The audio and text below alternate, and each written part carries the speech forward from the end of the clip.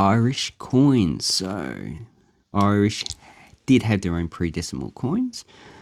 Now, has anyone actually ever wanted to go visit Ireland? Myself, no, not really. I preferred probably to visit Denmark before Ireland, or Italy before Ireland. That should be a nice, beautiful country. Now, I have visited Vietnam.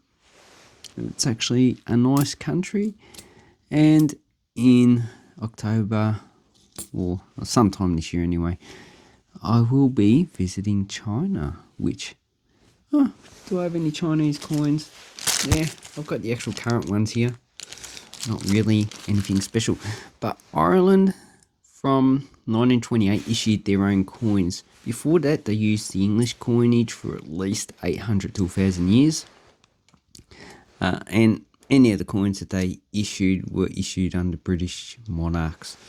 So 1928, Ireland ditched itself from the UK system, although they did keep the same denominations, and they used the £1 of 20 shillings and 1 shillings of 12 pence and 1 penny of 4 farthings. So farthings, that's what actually a farthing is. But the content of silver is different. So here we have the English half penny from 1920, not half penny, half crown. From 1920, this was only 50% silver, so roughly on the 7th of July 2026, I had about $20 of silver. And this one was 75% silver. So we have about $30 of silver on the same date. And also the weight's the same, about 14.14 grams. The Irish coin is 32.3 millimeters, and the English coin is it's the same, 32.3 millimeters, so it is the same size. And also the thickness of the English coin is a little bit thicker. I think it's about 0.3 of a millimeter thicker, so that's the difference between these coins.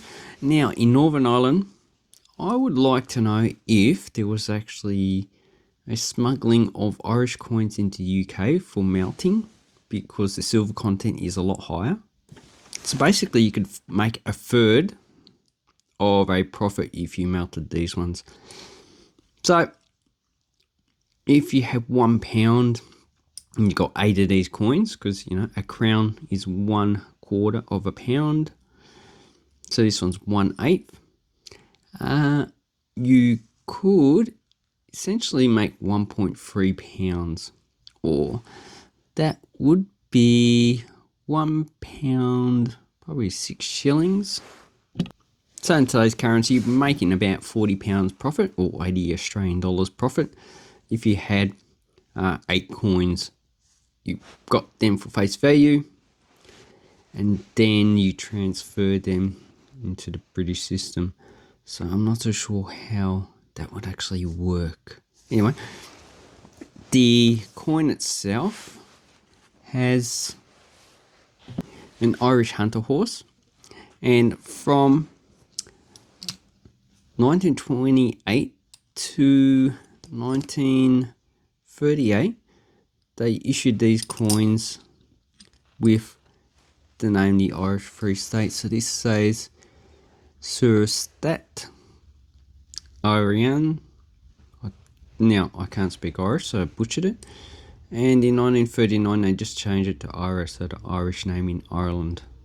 But they did keep the Clairsearch, which is the Irish harp. And once again, I would like to apologise to those who actually speak Irish, which are not very many people, for butchering their language. But I think it's fun butchering languages. I butcher English with my Australian English all the time.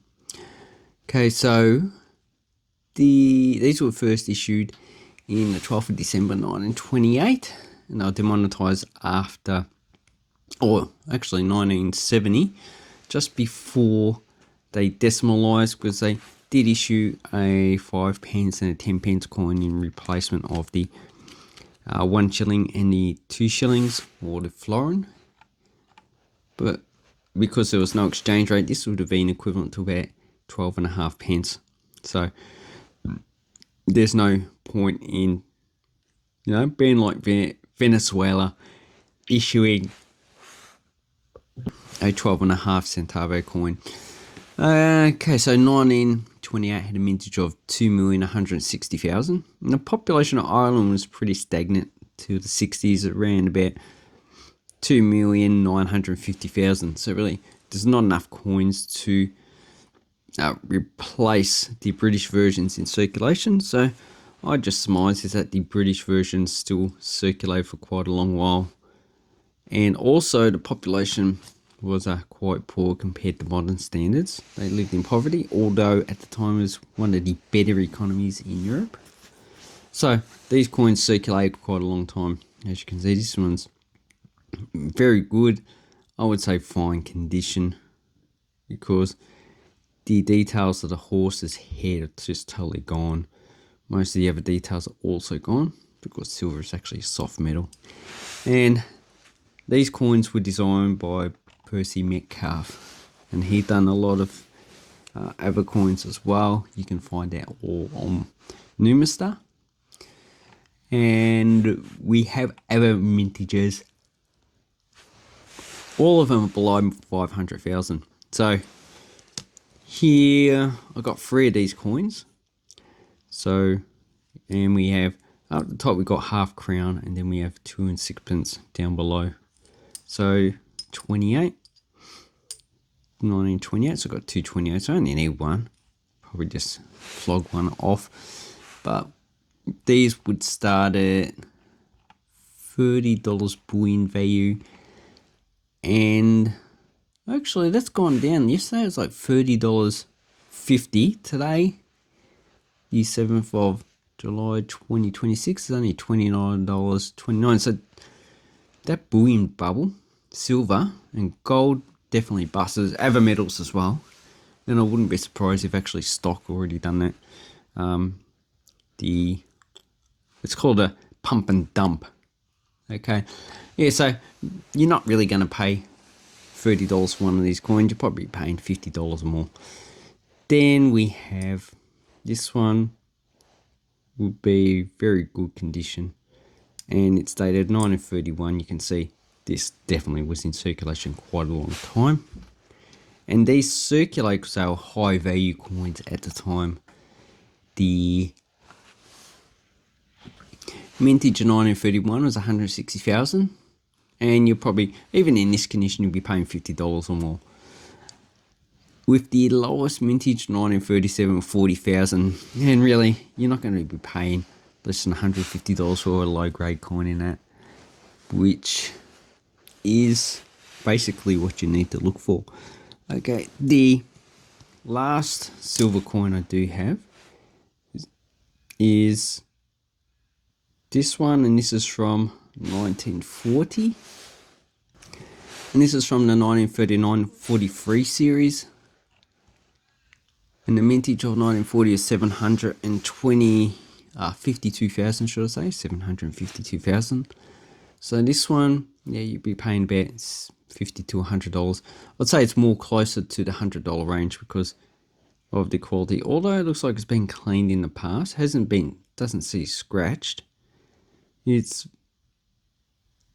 based on that, it's probably VF to EF. I would say EF more closely. Has a lot of detail, although it does have some circulation damage. And the lowest mintage of this last silver coin with only Isla on there is 1943. So 1,000 were minted, and as far as we know, we can place where 500 of those coins are at any one time. But you got 1939, 40, 41, and 42. You can find those dates. So 1942 is the last issue for circulation. 1943 probably did escape, but I would say is that though the mintage of that one was ordered but cancelled 1943 was not a good year for the United Kingdom, so I would say is that the English themselves cancelled. After consultation with the Irish, and Irish said, yeah, well, we don't really need the coins. So, that 1942 was the last silver issue. And then from 1951, they issued these in copper nickel, After 1946, the United Kingdom removed silver from their coinage, and Ireland did the same in 1951. So the population still kept declining, so really there was no need for coins in Ireland at the time to make up for population growth because there just wasn't any. And probably the economy was not really that great either. Okay, so this one had the same specifications as the silver coin. The thickness was just a little bit thicker. So, because of the different metal. So, copper. I think copper is a lot heavier. I'll need to look that up on the periodic table. Okay, and initially the mintage of these coins was quite low. So 1951, this one's in EF condition, 800,000. Yeah, so really in this condition you'd be paying about $10 to $20. Then we have 54, 400,000, so even half of that. So really about $15 to $20 for that coin. Then we have this one. This one is uncirculated 959, but it had a mintage of 1.6 million. So really about $20 or $30 for this coin. You should be trying to look for bargains if you can find them anywhere. The last coin I have is 1962 with 3.2 million. So in this condition, probably about $5 to $10. And the last year that they did issue these coins was 1967 with 2 million. The highest mintage was 62 and 64. Well, both with 3.2 million. So these are going to be the more easier ones to get. And also there was a mint set 1966. So you can actually find that. I do have that on my channel. And looking at the uncirculated version, you can see this one's actually quite nice. Now, apart from the 1943 low mint coin, there is a 1938 which has one coin, a trial piece. So if you get a 1938, it's going to be a fake coin. Now that coin will still belong to, I don't know, I personally don't know where it is. It's probably in a museum or with the National Bank of Ireland. And also there is two versions of 1961. So I don't have a 1961 coin here, as you've seen with the dates I've had before. But what we can see with the actual fonts on 1940, and not 1940, you need to go back earlier.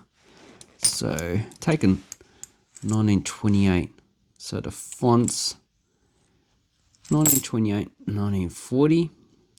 So you can see the actual fonts are different. The R, the circle in the R is smaller. So we'll talk about in the middle. The O is also small. So when you look at them closer, you can see that the fonts are different. And the fonts are also different on this side, but not to the same degree. You can see it clearly in the E. And the numerals.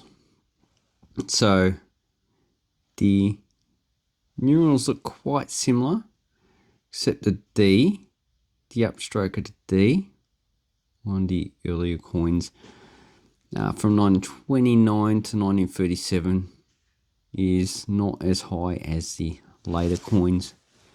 But most of it looks the same. Now the bottom foot of the tooth is longer in the early versions than the later. So really 1961 you can find both of these versions on the actual coin. And also PM is a lot more clearer in the early versions, even though it's well circulated. Now the name of the country is the same. So really that is the differences you're going to find. And there is differences in the tail. So this one, you are going to see that the tail is a lot thicker at the bottom than the later versions, but it's hard to tell. I just like to use the actual fonts and the initials in the and the denomination. So that's what I would use. Sorry, I'm just getting myself confused. So 1961, you can find both of those. So basically for 1961, the reverse they use for the 1939 plus coins is the normal coin. The reverse they use for 1928 to 1937 is the mule. So mule is an error coin. Or it just might not have been an error. Just might have been they used two different dies that were deliberate, or even if it was deliberate, they did it anyway. Maybe they just needed to actually use the dies up that they had in their catalogue. So I hope this helps you with your half crowns of the United Kingdom. Not really an exciting series, but you can get some low mintage coins, and any high grade silver coins are really the ones you look after, especially if the price is quite low.